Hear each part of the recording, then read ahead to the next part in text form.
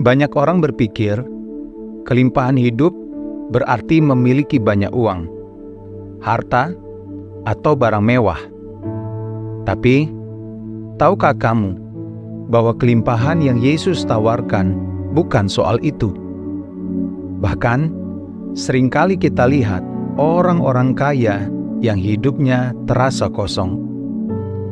Jadi, kalau kelimpahan dalam Yesus bukan tentang uang, lalu tentang apa? Tetap di sini, karena di episode kali ini, kita akan membongkar mitos besar tentang kekayaan dan kelimpahan hidup dalam Yesus.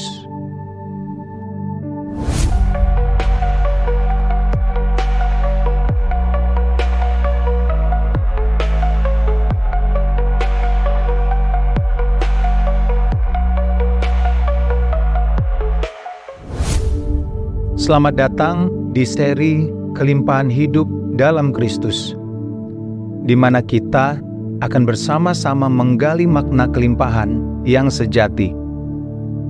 Banyak dari kita berpikir bahwa kelimpahan itu diukur dari apa yang kita miliki. Tapi Yesus menawarkan kelimpahan yang jauh lebih dalam dan abadi atau bernilai kekal. Kelimpahan dalam kasih, damai, dan sukacita yang melampaui harta duniawi. Di setiap episode, kita akan membahas rahasia hidup berkelimpahan seperti yang Tuhan Yesus ajarkan, dan bagaimana kita bisa mengalaminya dalam hidup sehari-hari. Jadi, pastikan kamu mengikuti seluruh seri ini, karena setiap langkah yang kita pelajari akan membawa kita lebih dekat pada kelimpahan yang sejati dalam Kristus.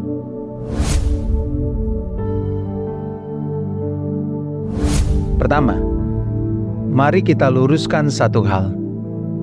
Uang bukanlah hal yang buruk. Dalam dunia ini, kita butuh uang untuk hidup, untuk memenuhi kebutuhan sehari-hari. Bahkan, dalam Alkitab, kita bisa menemukan tokoh-tokoh seperti Abraham dan Salomo yang diberkati dengan kekayaan. Jadi, apakah uang itu salah? Tidak. Yang menjadi masalah adalah ketika kita menempatkan uang di pusat kehidupan kita, menjadikannya ukuran kelimpahan yang sebenarnya. Masalah muncul ketika kita menggantungkan kebahagiaan dan makna hidup kita pada harta. Amsal 23 ayat 4-5 mengingatkan kita, jangan bersusah payah menjadi kaya, tinggalkan niatmu ini. Apabila engkau mengamat-ngamatinya, hilanglah sudah, karena tiba-tiba ia bersayap, lalu terbang ke angkasa seperti Raja Wali. Uang bisa hilang kapan saja, tapi kelimpahan dalam Yesus akan bertahan selamanya.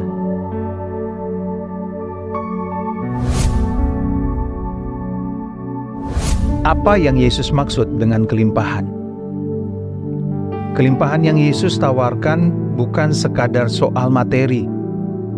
Ketika Yesus berbicara tentang kelimpahan hidup, Dia berbicara tentang hidup yang dipenuhi, bukan oleh uang atau barang-barang duniawi, tetapi oleh kasih, sukacita, dan damai sejahtera yang melampaui pengertian kita. Yohanes 10 ayat 10 berkata, "Aku datang supaya mereka mempunyai hidup dan mempunyainya dalam segala kelimpahan." Tapi, kelimpahan itu tidak terukur oleh apa yang bisa kita lihat atau pegang. Itu adalah kelimpahan yang memenuhi jiwa kita dengan kedamaian. Meskipun kita tidak punya banyak harta, Yesus menawarkan kelimpahan yang datang dari hubungan erat dengan Allah, dari kasih yang kita terima dan bagikan kepada orang lain, dari damai yang tetap tinggal meskipun dunia di sekitar kita sedang bergejolak. Jadi, kalau kamu pernah merasa hidupmu kosong, meskipun kamu memiliki banyak hal, mungkin itulah saatnya kamu mulai mencari kelimpahan yang Yesus tawarkan. Kelimpahan yang tidak bergantung pada harta. Ketika kita menggantungkan hidup kita pada kekayaan, kita menempatkan diri kita di jalur yang berbahaya. Mengapa? Karena harta di dunia ini tidak pernah cukup. Semakin banyak yang kita punya, semakin banyak pula yang kita inginkan. Itu adalah siklus yang tak berujung.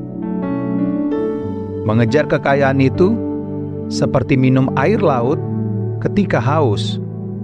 Semakin banyak kamu minum, semakin kamu merasa haus, karena air asin tidak memuaskan dahaga, malah membuat tubuhmu semakin kering. Alih-alih menemukan kepuasan, kamu justru terjebak dalam siklus yang tak pernah berakhir.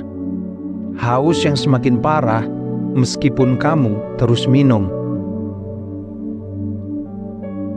Yesus memperingatkan dalam Matius 6 ayat 24, "Kamu tidak dapat mengabdi kepada Allah dan kepada Mamon." Ketika uang menjadi pusat hidup, Tuhan tidak lagi menjadi pusat. Dan hasilnya, kita kehilangan arah. Hidup kita akan terus berputar di seputar kekhawatiran, ketakutan akan kehilangan, dan keinginan untuk memiliki lebih. Tapi, Yesus menawarkan alternatif, meletakkan kepercayaan kita bukan pada apa yang fana, tetapi padanya yang kekal. Jadi, berhentilah sejenak dan tanyakan pada dirimu sendiri, apakah yang selama ini kamu kejar sungguh-sungguh memberi makna? Atau malah semakin membuatmu merasa kosong? Jika uang bukanlah sumber kelimpahan yang sejati, lalu bagaimana caranya kita bisa hidup dalam kelimpahan yang Yesus tawarkan? Pertama, kita harus mengubah cara pandang kita tentang kelimpahan. Kelimpahan dalam Kristus bukan soal berapa banyak yang kita miliki, tapi bagaimana kita hidup dalam kasih, sukacita, dan damai sejahtera yang Tuhan berikan. Satu langkah praktis yang bisa kita ambil adalah mulai memberi. Ya, justru dengan memberi, kita akan menerima. Lukas 6 ayat 38 berkata, "Berilah dan kamu akan diberi, suatu takaran yang baik, yang dipadatkan, yang digoncang, dan yang tumpah keluar akan dicurahkan ke dalam ribaanmu. Sebab ukuran yang kamu pakai untuk mengukur akan diukurkan kepadamu."